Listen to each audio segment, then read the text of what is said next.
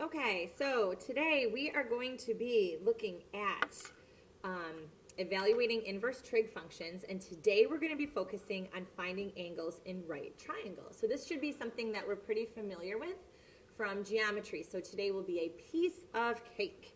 So you can use your knowledge of right triangle trig and inverse functions to find angle values in a right triangle. So these problems just give us a triangle all drawn out, and they want us to find the measure of the angle theta.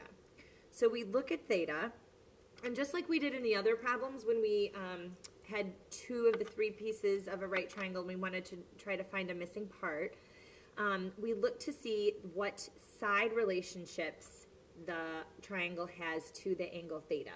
So we notice that 4 is the adjacent leg and that 9 is the hypotenuse. So if you have the adjacent and the hypotenuse, then what trig function would you use? Well, you would use cosine. So we're going to write the cosine. Remember, it always has to be the cosine of an angle. This time, you just don't know what your angle is. So we're going to call it cosine of theta equals our adjacent is 4, our hypotenuse is 9. So now that we have the trig function, we want to find theta. And so we have to do an inverse operation. You can't divide by cosine. Cosine is an operation. We're not multiplying theta by cosine. We're taking the cosine of theta. So what we really want to do is take the inverse cosine. So what happens really is that we're going to take this inverse cosine on each side. And what happens is that the inverse cosine and the cosine cancel to just give us theta.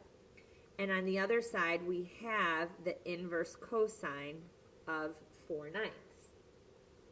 Now that we have that, we can use a calculator to try to help us evaluate. And let's first make sure, because we're looking for the angles in degrees at this point, let's make sure that our calculator is in degree mode.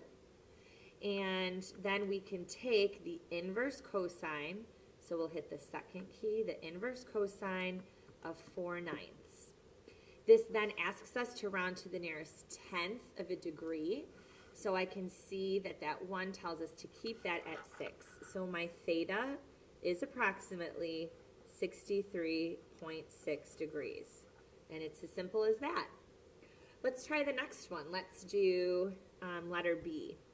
So I look at theta, and I notice that we have the adjacent leg 8 and the opposite leg 10. So what trig function uses adjacent and opposite? Well, of the calculator-friendly functions, we would use tangent. We know that then the tangent of theta would be our opposite, 10, over our adjacent, 8. We would then, to isolate the theta, take the inverse tangent of both sides, which leaves theta on the left, and the inverse tangent of 10/8 on the right. Once again, we'll take the inverse tangent of 10 over 8. You could simplify it to 5/4 if you want, but we're just going to do an operation on it, so I just figured I'd leave it. And once again, if we round to the nearest tenth, that gives us 51.3 degrees as our approximate value for our angle theta. Finally, in letter C, we have this angle theta. We have 12, that's our hypotenuse, and 5 is over here the opposite. So what trig function uses the hypotenuse and opposite? Well, of the calculator-friendly trig functions, we can use the sine. We know that the sine of theta is opposite, 5, over the hypotenuse, 12. So to solve, we'll take the inverse sine of each side. So we're left with theta on my left, inverse sine of 5/12 on the right. And if I find the inverse sine of 5/12, I get about 24.6. So my theta here is approximately 24.6 degrees. Okay? So take a minute right now and see if you guys can do this U-try problem. Find the measure of the angle in this triangle. Ready, go.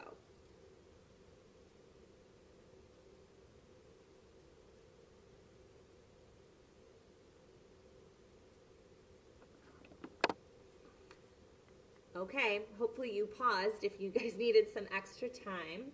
But our answer to the U-try is 70.6 degrees. So we would use the tangent of theta here to find that missing angle. Okay, and then hopefully you guys remember this from geometry. Again, this should be a piece of cake. So the nice thing about example 4 was that all the diagrams were given to us. So when a diagram isn't given, we should draw a picture to help us envision the problem. Example 5 reads, if a building that is 52 feet tall casts a 23-foot shadow, what is the angle of elevation of the sun? Round your answer to the nearest tenth. Well, first we have a building. Okay, so here's my building that is 52 feet tall. Okay, there's the building. Okay, and it casts a 23-foot shadow. Now, a shadow is going to be along the ground. So I know that this here has to be the 23 feet. I'll label this as 52 feet also. Now, it wants the angle of elevation of the sun. Well, this appears to make a right triangle. Which one is our angle of elevation? Remember, the angle of elevation is always measured from the horizontal line. So this is the theta that's in question. That's the angle theta. That would be the angle of elevation. Just as a review, the angle of depression would be up here, not at the vertical like a lot of us did on the last quiz, but here on the horizontal would be the angle of depression. Remember, the angle of elevation and depression are the same. I digress. So we're going to try to find what this angle of elevation is. I see adjacent and opposite, so I can use the tangent. Remember that tangent, though, is opposite over adjacent. So I have that the tangent theta equals 52 over 23. Again, I want to get take the inverse tangent of each side so that I can get rid of the tangent on the left. And then I can evaluate what the inverse tangent of 52 over 23 is. And again, rounding to the nearest tenth, there's really not much work there. We just end up having 66.1 degrees. So now take a minute and pause if you have to, and take a few minutes on this U-try problem.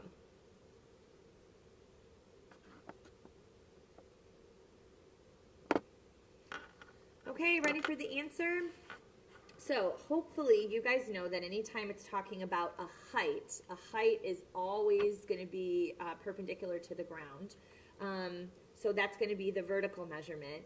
And if the truck is driving on the ramp, that's going to be the hypotenuse. We have to be really careful how we draw our pictures. So this is what our picture should look like here. We have our angle theta. Our height is 10. Our hypotenuse is 26. Because 10 is opposite of the angle theta, we're going to use, and we know the hypotenuse, we're going to use the sine of theta, and we end up getting an angle of 22.6 degrees. So that is a little bit about finding inverse trig functions, and hopefully you guys remember this, and we'll have an awesome time on the homework tonight. Have a good one. Miss you.